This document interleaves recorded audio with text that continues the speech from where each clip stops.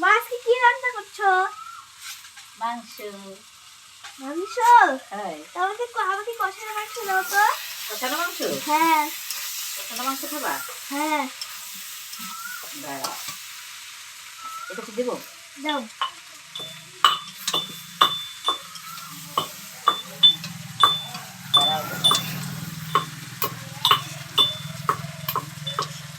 কিসের মাংস? এটা দেশি মুরগির মাংস। খেয়ে দেখো কিরকম হয়েছে। দেখে দাও।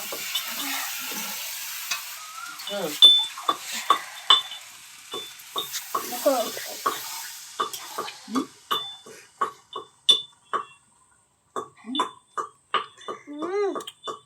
এই স্বাদ। এই কেমন হয়েছে?